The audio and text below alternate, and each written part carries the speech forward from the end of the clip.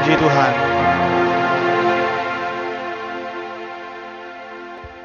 Saya sambut kita semua. Shalom. Puji Tuhan kalau kita ada di tempat ini karena anugerah Tuhan. Amin.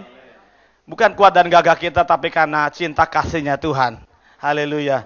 Kalau saya mau bilang tentang bersyukur, bahwa Tuhan itu selalu memberikan yang terbaik bagi kita. Haleluya. Saudara, mari siapkan hati kita untuk bersyukur kepada Tuhan.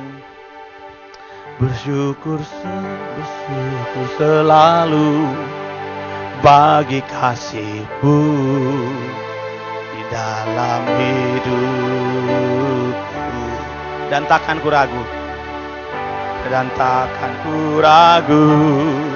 akan rencana-Mu. Itu masa depanku,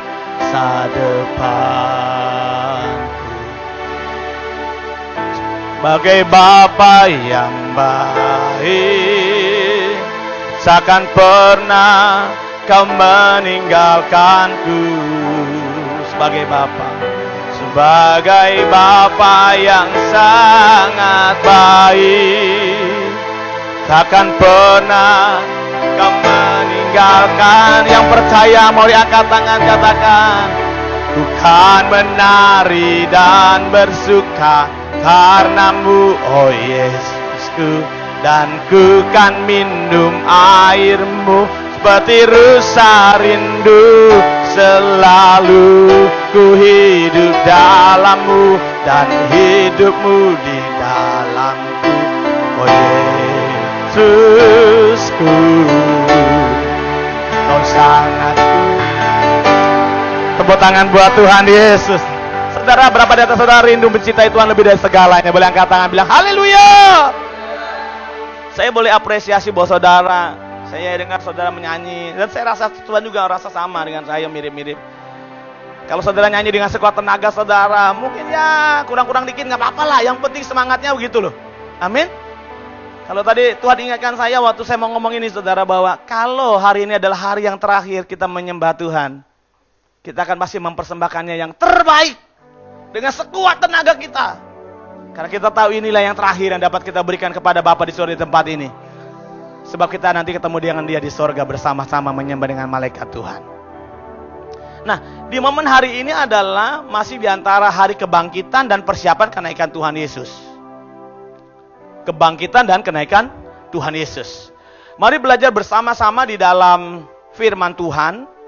Apa dan bagaimana Tuhan dalam kebangkitannya, apa maksud Tuhan menunjukkan dirinya kepada para murid, kepada banyak orang, dikatakan hampir ya lebih dari 500 orang berjumpa dengan Yesus setelah Dia bangkit. Apa tujuannya? Yang pertama saya mencatatnya bahwa Tuhan ingin menunjukkan bahwa Dia hidup. Kita mengikuti Tuhan yang hidup. Sebab kalau saudara dan saya datang ke tempat ini mengikuti Tuhan yang mati, sama dengan yang lain. Bisa amin? Jadi makanya kita nggak sia-sia ada di sini. Amin nggak saudara? Kita nggak sia-sia kalau saudara mengikuti seorang pemimpin agama atau Tuhan bahkan yang hidup. Nggak sia-sia. Banyak nabi datang melakukan perkara hebat karena Tuhan mati dan tidak bangkit. Tapi Yesus adalah Tuhan yang mati tapi Dia bangkit. Menunjukkan bahwa Dia hidup. Bahwa maut tidak dapat menghalangi kehidupannya. Karena Dia hidup, maka pengharapan kita tidak sia-sia. Karena Yesus hidup, maka saudara dan saya punya pengharapan hidup bersama dengan Dia.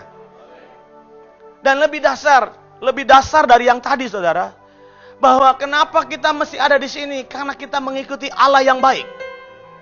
Bisa bilang amin? Allah yang bukan hanya bicara baik, tapi menunjukkan kebaikannya lewat apa yang Dia lakukan bagi kita. Apa itu? Yang pertama tuh saudara, Dia memandang saudara dan saya bukan umat. Saya pengen memandang saudara itu biji matanya, seperti biji matanya kesayangannya, milik kepunyaannya. Kalau saudara dipandang seperti saudara diciptakan dari debu dan tanah seperti saya dan saudara, maka kita tuh gak berharga. Apalah bedanya katanya Tuhan bisa menciptakan batu-batu untuk menyembah dia. Tidak. Tuhan gak memandang saudara seperti itu. Tuhan memandang saudara dan saya berharga dan mulia seperti Yesaya 43 ayat 4 dikatakan. Karena kamu berharga di mata Tuhan, di mataku kata Tuhan, dan mulia. Maka dikatakan apa? Aku memberikan manusia sebagai ganti dosamu. Siapa itu? Yesus. Orang bilang Yesus itu manusia biasa. Oh, ini nggak ngerti berarti. Benar, Yesus manusia biasa, tetapi dia 100% Allah. Kenapa? Karena untuk membuat sama, karena dosa satu orang namanya Adam, tidak dapat ditebus dengan kambing domba. Dosa kesalahan Adam dan Hawa itu tidak bisa ditebus dengan kambing domba. Kalau saudara sekarang saya mau katakan, saudara sama kambing, saudara marah nggak? Mesti marah sama saya. Kalau sepadan kan harus seimbang. Manusia ya sama manusia gitu loh. Yang bisa nangkep sampai sini katakan amin. Kita tuh nggak sama kambing, makanya dosa kita nggak bisa ditebus dengan kambing domba, nggak bisa. Harus dengan manusia, dikatakan tadi Yesaya 43 tadi. Tapi saudara, manusia yang bagaimana? Ini perlu tanda tanya besar. Saya sering mengulang ini supaya saudara punya keyakinan dasar yang kuat tentang keilahian Kristus dan tentang kebaikan Allah kita. Amin. Kalau saudara bilang Adam dan Hawa ya sudah tukar sama Nuh, tukar sama Abraham, tukar sama Daud yang fenomenal, luar biasa dipakai Tuhan, tukar dengan Salomo, tukar dengan siapa? Bisa nggak? Nggak bisa saudara. Sebab dari penciptaan Allah Kejadian 1:26, saya terus mengulang ini, saya tahu ini direkam dan ada banyak orang mulai lihat saudara. Saya kasih tahu. Bagi saudara yang mendengar ini, sampaikan kepada banyak orang. Saudara tahu bahwa Adam dan Hawa diciptakan menurut gambar dan rupa kita. Kejadian 2 ayat 6, 7 dikatakan, ayat 6 dan 7 dikatakan apa? Lalu Tuhan menciptakan manusia dari debu tanah. Siapa yang menciptain? Tuhan sendiri, dari tangannya dia buat tuh manusia. Lalu dikatakan, lalu ia menghembuskan napas hidup ke dalam hidung manusia. Dan manusia itu menjadi hidup. Itu namanya siapa? Adam dan Hawa. Ada nggak seorang manusia yang lahir seperti Adam dan Hawa? Nggak ada. Nggak ada. Di zaman perjanjian lama tidak ada. Kenapa? Karena semua lahir dari keinginan laki-laki kepada wanita. Bisa nangkep maksud saya sampai sini? Bukan dari benih Allah langsung Tuhan taruhkan di situ. Tapi kalau kita melihat dalam Lukas pasal pertama, saudara menemukan malaikat Gabriel datang kepada Maria dan berkata kepada Maria, kamu akan mengandung karena Roh Kudus. Tuhan akan menaruhkan benih Allah itu sendiri dalam rahimmu. Bukan karena Yesus, karena dia baru bertunangan. Inilah yang digenapi dalam kitab Yesaya pasal 43 ayat yang keempat, Pak. Dia memberikan manusia yang sepadan dengan Adam dan Hawa. Untuk menjadi ganti saudara. Siapa dia? Namanya Yesus. Yang rela meninggalkan surga mulianya itu. Agar saudara dan saya layak di hadapan Bapa di surga. Dia yang rela meninggalkan keilahiannya, kemahakuasaannya. Dan menjadi terbatas karena kita. Itulah Yesus.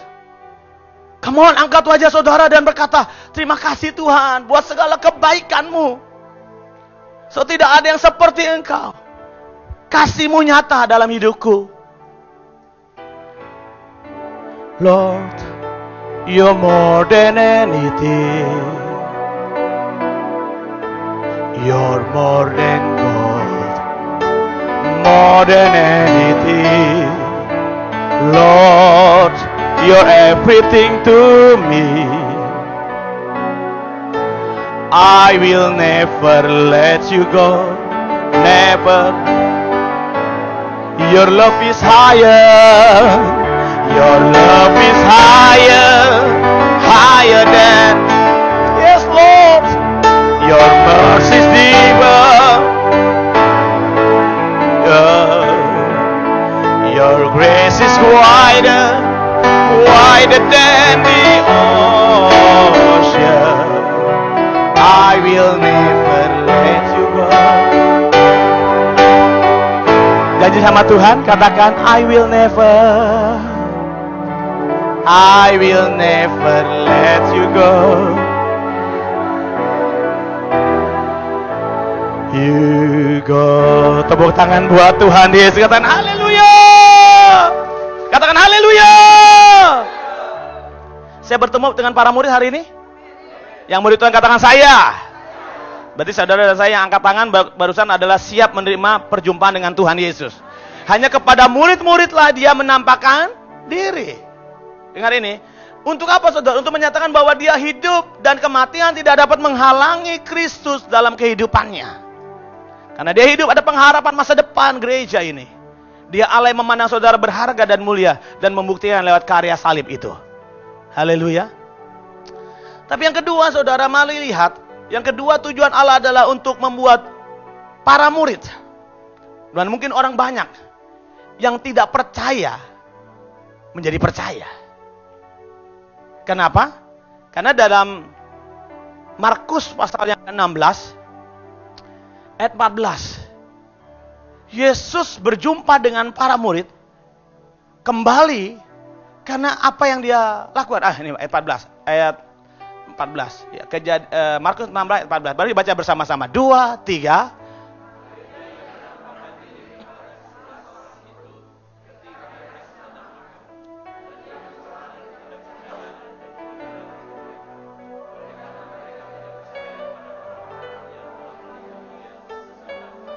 Ya, katakan amin. Agar yang tidak percaya menjadi percaya. Sebab kenapa? Barang siapa tidak percaya, dia tidak mengalami kemenangan. Ulangi. Barang siapa tidak percaya akan mengalami ketidakmenangan atau kekalahan. Tapi kalau saudara mau percaya, maka saudara akan menerima keselamatan. Roma 10 ayat 9. Roma 10 ayat 9. Roma 10 ayat 9 baca sama-sama. 2, 3.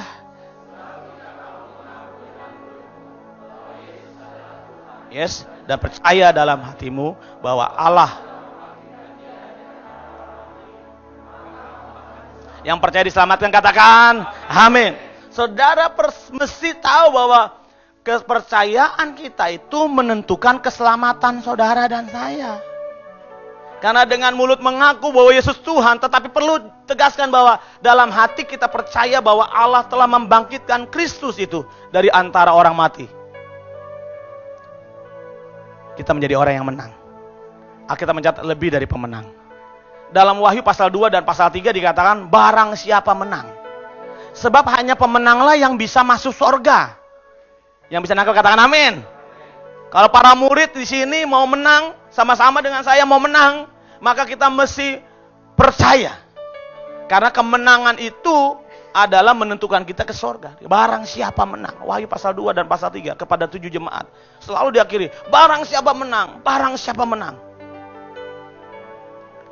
Nah, Thomas bilang kepada teman-temannya, dia belum lihat. Dia bilang, aku gak yakin deh kalau aku belum lihat tangan yang berlubang paku itu. Aku gak yakin. Aku gak percaya. Yohanes 20. Yohanes 20 ayat 29. Yohanes 20 ayat 29. Mari baca sama-sama. 2, 3.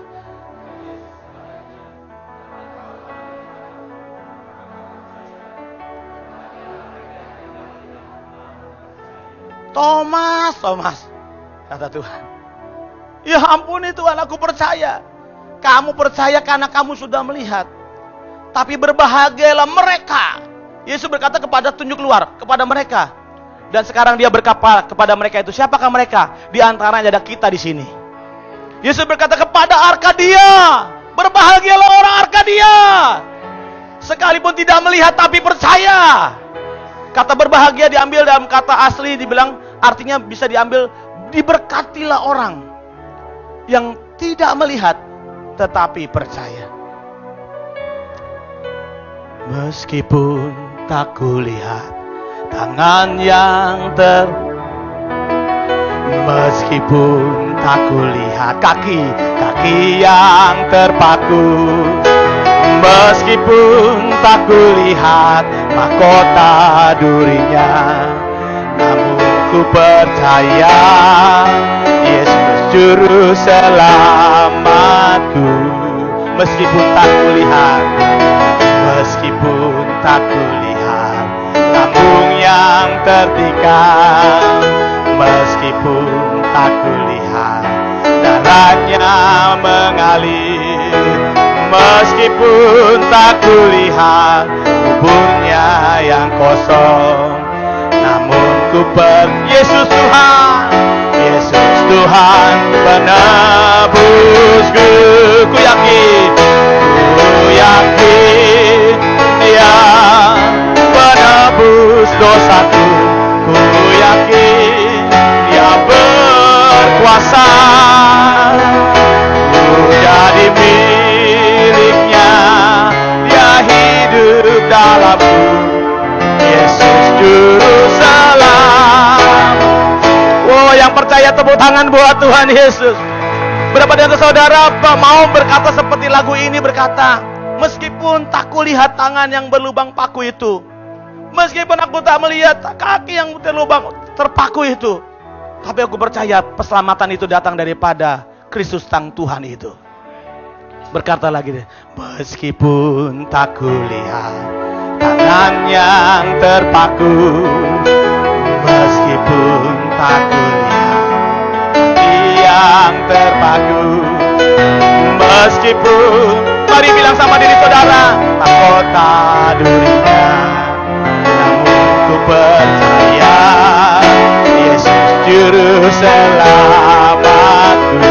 Meskipun tak kulihat, meskipun tak kulihat lambung yang terpikat, meskipun tak kulihat darahnya yang mengalir, meskipun tak kulihat kuburnya yang kosong, namun ku percaya Yesus Tuhan penebusku. Ku yakin Dia penebus dosaku. Ku yakin Dia yang percaya yakin katakan, ku jadi miliknya, Dia hidup dalamku. Yesus Juru Selamat. Sekali katakan, ku yakin Dia penebus dosaku. Ku yakin Dia berkuasa. Ku jadi miliknya, Dia hidup dalamku. Yesus Juru Selamat. Yesus Juru Selamat. Yang percaya katakan, Yesus Juru Selamatku. Haleluya. Jadi kalau hari-hari ini kita mengalami ketidakpercayaan, dengar baik, Yesus sudah bilang, hari ini aku menunjukkan kepadamu kasih yang besar. Kita akan pulang dengan sukacita, sebab ada kepercayaan yang Tuhan pulihkan dalam hidup gerejanya, para murid. Nah, yang ketiga, kebangkitan Kristus. Apa yang ditujukannya? Kepada siapa? Dia datang untuk Petrus, untuk memulihkan hati yang terluka. Apa yang terjadi dengan Petrus? Waktu Yesus ditangkap, bedanya sama Yudas memang jauh beda. Memang sama-sama menyakitkan bagi Tuhan, tapi dari motivasinya beda. Yudas dari awal memang mau jual Yesus demi uang. Ya dia terserahlah, Yesus mau dipukul, penjara nggak apa-apa. Tapi dia nggak nyangka kalau Yesus harus hukum mati. Nah, waktu diputuskan hukum mati dia menyesal. Yudas tuh menyesal. Akhirnya dia apa? Bunuh diri. Tapi Petrus spontanitas. Dia langsung respon, aku kok menyangkal seperti yang Yesus katakan. Kamu akan menyangkal aku 3 kali sebelum ayam berkokok 2 kali. Kaget. Dia sedih. Yesus melihat dia sebelum dia disalib. Tapi Yesus punya rencana untuk memulihkan hati yang terluka. Dalam Yohanes pasal 21, sesudah Yesus bangkit, dan dia bertemu sekali lagi dengan Petrus. Yohanes 21 ayat 15. Habis makan, sarapan pagi, yang tadi sebelum perikop sebelumnya kan Yesus berkata kepada murid-murid, adakah makanan? Adakah ikan yang kau dapat? Tidak dapat. Akhirnya Yesus mereka tebarkan jala sebelah kanan dan seterusnya. Dan waktu mereka kembali ke darat, lihat Yesus sudah siapin makanan buat mereka. Ini hebat. Tuhan Yesus dahsyat. Dia manusia yang bangkit dari kematian. Dia bukan roh. Bukan roh, tapi tubuh kebangkitan. Amin gak? Yesus bangkit bukan dari kebangkitan roh, saudara. Bukan kebangkitan roh saja, tapi kebangkitan tubuhnya juga. Karena mana ada setan atau roh bisa masak. Atau bisa makan. Gak ada. Tiba-tiba ayam sepotong, ditaruh di meja gitu, tiba-tiba separoh. Wah, engkong kita datang makan ayam separoh. Nggak ada. Nggak ada. Kalau tubuh bisa. Nah, Yesus tubuh yang bangkit. Bisa ngerti katakan amin? Yesus berkata ayat 15 ini, Simon, anak Yohanes, apakah engkau mengasihi aku? Ya Tuhan, engkau tahu aku mengasihimu. Itu hati yang terluka, dia tahu dia salah, dia tahu dia nggak benar, dia tahu udah ibaratnya murid-murid yang benar-benar mengecewakan. Tapi itu namanya kata-kata ini membuat dia ada kesempatan kembali, dikatakan apa? Gembalakanlah domba-dombaku. Yesus berkata untuk kedua kalinya, dikatakan apa? Simon, anak Yohanes, apakah engkau mengasihi aku lebih dari yang lain? Tuhan, kau tahu. Tuhan berkata, gembalakanlah domba-dombaku.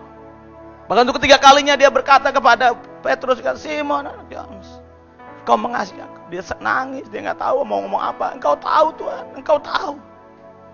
Tuhan apa bilang? Gembalakanlah domba-dombaku. Aku tahu kekuatanmu terbatas, kekuranganmu banyak. Tapi aku sanggup memulihkan, mencukupkan, menyempurnakan kekurangan saudara. Kata Tuhan bilang ini, aku selalu punya cara. Di dalam terjemahan bahasa Inggris, ini terjemahan dalam 3 kata yang berbeda, 3 kalimat yang berbeda. Yesus berkata, feed my lamb. Kasih makan anak-anak domba itu.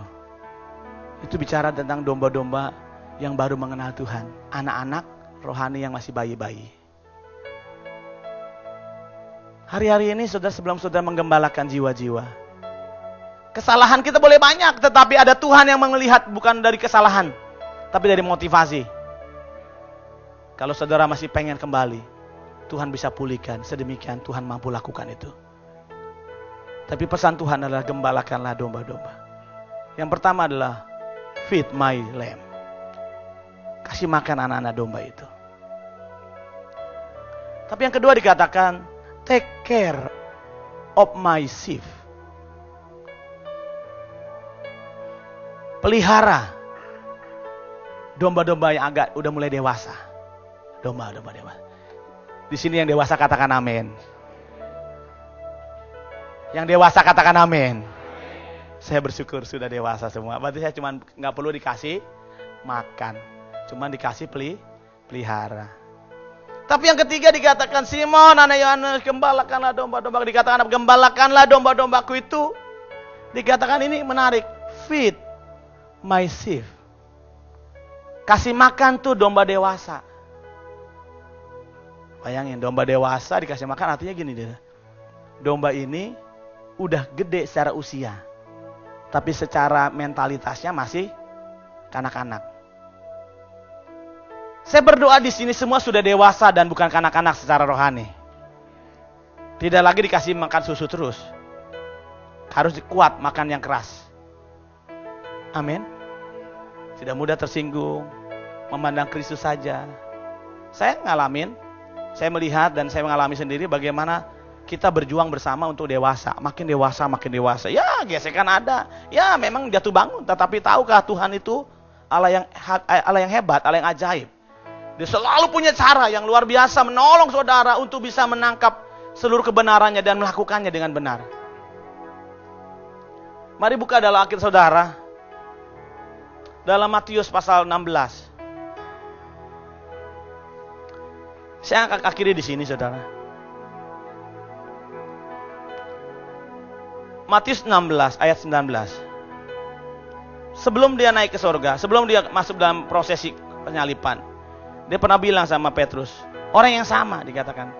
Mari baca dengan nyaring. Udah sebelum katakan amin?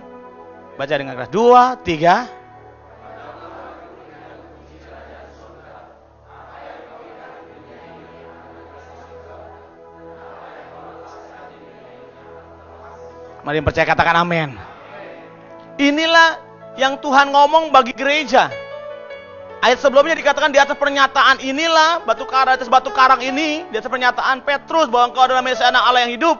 Petrus itu representasi dari gereja yang percaya. Gereja yang percaya. Ulangi, bukan orang percaya, tapi orang yang percaya. Amin. So bisa kita menjadi orang percaya, KTP-nya Kristen, KKJ-nya Kristen, ada di gereja ini, terdaftar, belum tentu jadi orang yang percaya. Jadi orang Kristen belum tentu masuk surga. Tapi Alkitab berkata barang siapa yang percaya itu pasti diselamatkan. Bukan orang percaya, saudara. Dalam artian kalau orang yang percaya pasti percaya orang percaya. Tapi kalau orang percaya belum tentu orang yang percaya. Dalam hal ini konteksnya Kristen ya. Percaya dalam Kristus. Dalam Markus pasal 16 ayat 17. Sudah simpan ini ayat ini. Markus 16 ayat 17. Baca sama-sama. 2, 3. Tanda-tanda ini akan.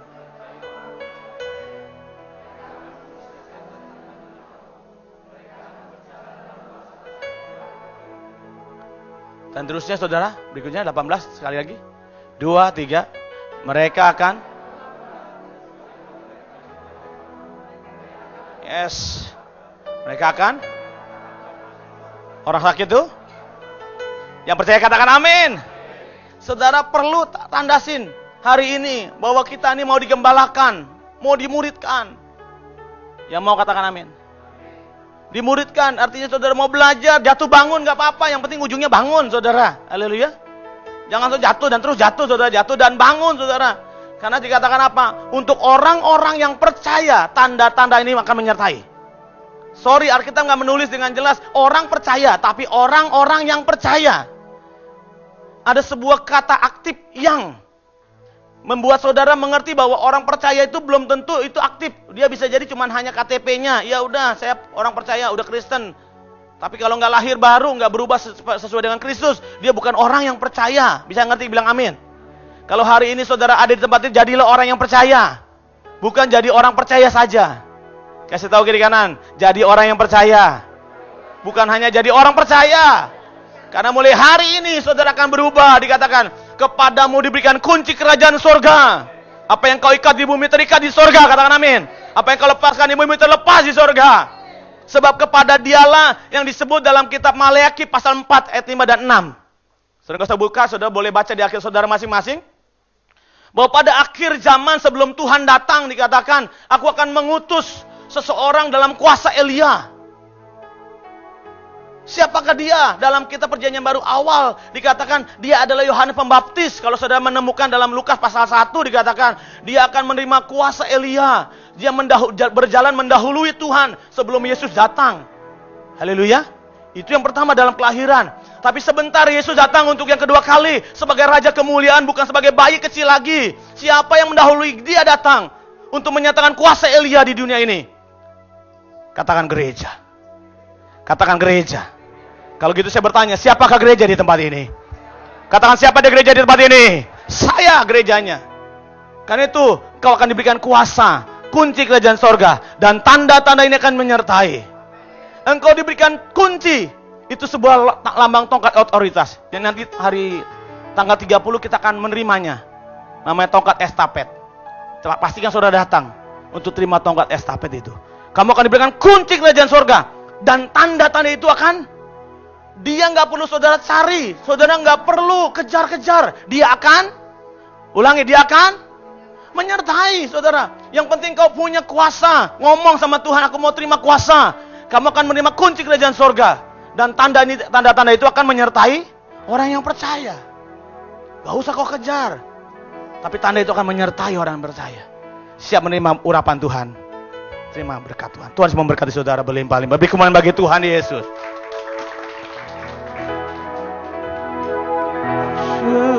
Curahkanlah kuasa-Mu